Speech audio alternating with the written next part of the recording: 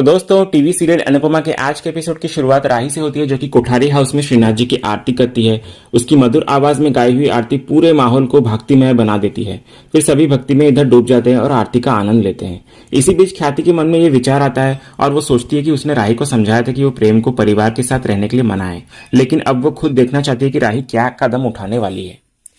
दूसरी तरफ हम देखते हैं कि आरती खत्म होने के बाद राही सभी को आरती देने लगती है, लेकिन जैसे ही वो गौतम को आरती देने जाती है तभी प्रेम बीच में आकर कहता है, इनको आरती मैं दूंगा। तो राही ये देखकर चौंक जाती है और इधर प्रेम गौतम को आरती देता है और इधर गौतम और मोटीबा एक दूसरे को देखते हैं, लेकिन कोई कुछ नहीं कह पाता।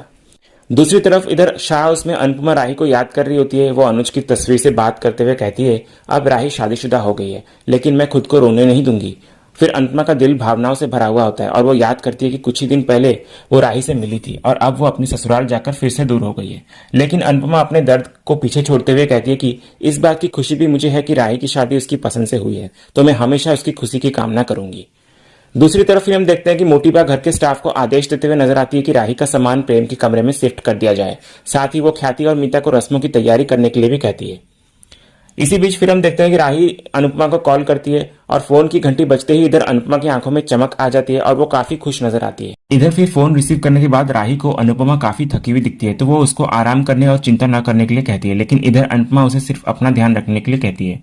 उधर दूसरी तरफ मोटीबा दूर से ये सब देख रही होती है और फिर पास आकर राही को टोक देती है और कहती है कि राही, ये क्या कर रही हो, रस्म के लिए तैयार नहीं होना क्या? तो राही इधर चुप हो जाती है और अनुपमा भी उसे मोटीबा की बात मानने के लिए कहती है, लेकिन तभी मोटीबा फोन छीन लेती है और खुद अनुपमा से बात करने लग जाती है और कहती है कि देखिए अनुपमा जी, राही अभी नई नई इस घर में आई है और आपने आते ही उसे फोन पे घेर लिया, ये सही नहीं है ना। फिर अनुपमा थोड़ी असहज महसूस करती है, लेकिन चुपचाप सुनती रहती है और इधर मोटीबा आगे कहती है कि अगर आप बार बार ऐसे ही राही से बात करती रही तो उसे इस परिवार के रीति रिवाजों में घुलने मिलने में दिक्कत हो जाएगी, इसलिए जब तक सारी रस्में पूरी नहीं हो जाती आप उससे दूरी बनाए रखें। फिर अनुपमा ये सुनकर थोड़ी उदास हो जाती है, लेकिन कुछ कहती नहीं।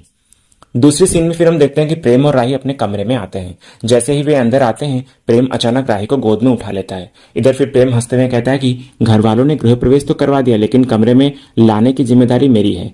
फिर इधर राही थोड़ी शर्मा जाती है और मुस्कुरा देती है।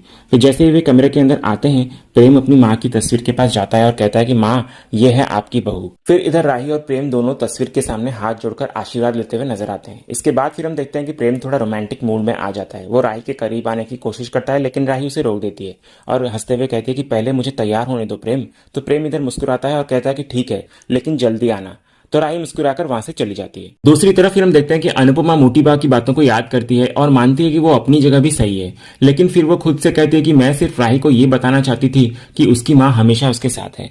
फिर आगे हम देखते हैं कि अनुपमा राही के कॉल का इंतजार करती है, लेकिन उसे लगता है कि राही अपने ससुराल की रस्म में बिजी होगी। तभी अचानक फोन बजता है, लेकिन कॉल राही की नहीं होती बल्कि किसी और की होती है। डिस्प्ले पर लिखा होता है सेंट्रल जेल। तो ये देखकर अनुपमा चौंक जाती है और वो कॉल रिसीव करती है और दूसरी तरफ से आवाज आती है कि हमें आपसे कुछ जरूरी बात करनी है, कल जेल आकर मिलिए। तो अनुपमा हैरान रह जाती है और सोच में पड़ जाती है कि अब ये नया मामला क्या है।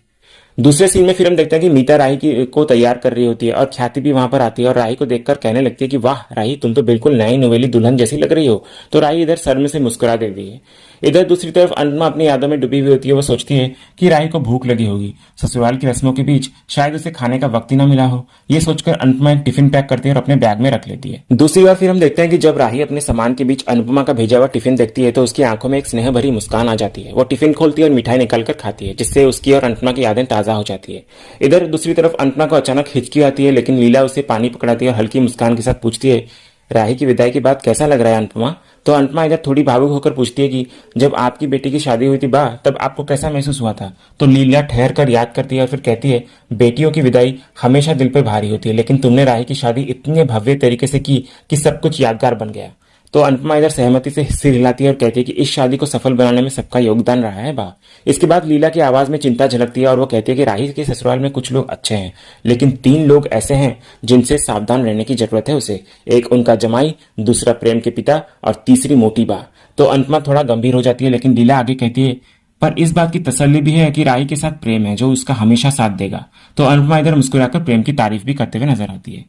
दूसरे सीन में फिर हम देखते हैं कि राही दोबारा अनुपमा को कॉल करने की कोशिश करती है, लेकिन इस बार प्रेम कमरे में आ जाता है और प्रेम का चेहरा काफी गंभीर नजर आता है।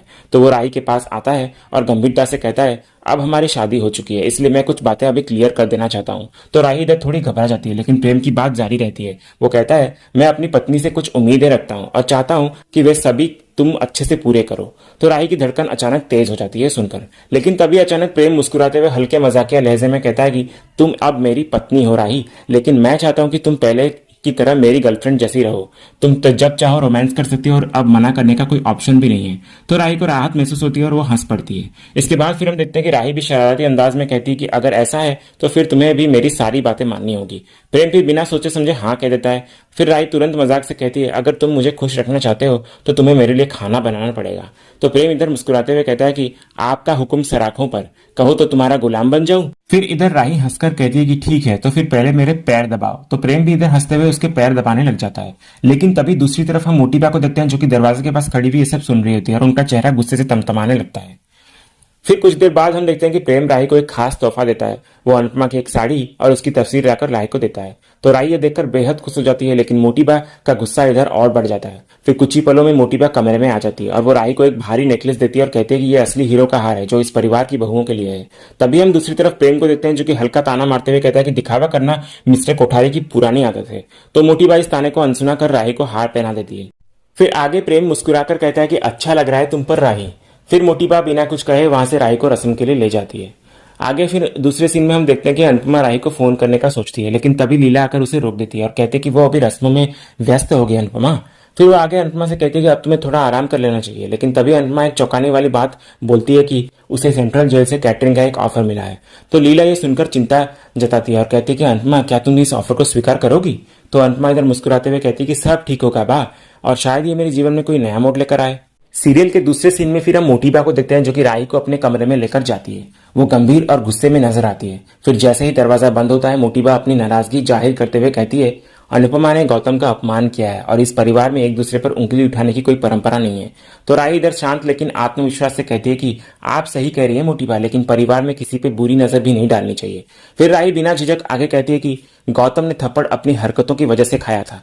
तो मोटी बा का गुस्सा और बढ़ जाता है ये सुनकर, और वो कड़े शब्दों में कहती है कि गौतम नहीं, गौतम जी कहो। तो राही इसका विरोध करते हुए नजर आती है, लेकिन मोटी बा और भड़क जाती है। वो कड़क आवाज में कहती है, हमारे दामाद का मान सम्मान सबसे ऊपर है। फिर राही आगे बेझिझक होकर जवाब देती है कि गौतम सम्मान देने लायक ही नहीं है। तो मोटी बा का चेहरा क्रोध से लाल हो जाता है। वो कड़े लहजे में कहती है कि अब तुम हमें सिखाओगी? फिर वो गहरी सांस लेकर कहती है, हम अपने पोते की खुशी के लिए चुप रहे, वरना तुम्हारी और अनुपमा की हरकतों की वजह से ये शादी उसी वक्त तोड़ देते हम। तो राही ये सुनकर इधर स्तब्ध रह जाती है। फिर मोटी बा स्पष्ट शब्दों में आगे कहती है कि हमारे परिवार में बेटी पराये होने के बाद वापस नहीं आती और बहू कभी बेटी नहीं बनती है। तो बहू का एक दायरा होता है और उसे उसी दायरे में रहना चाहिए।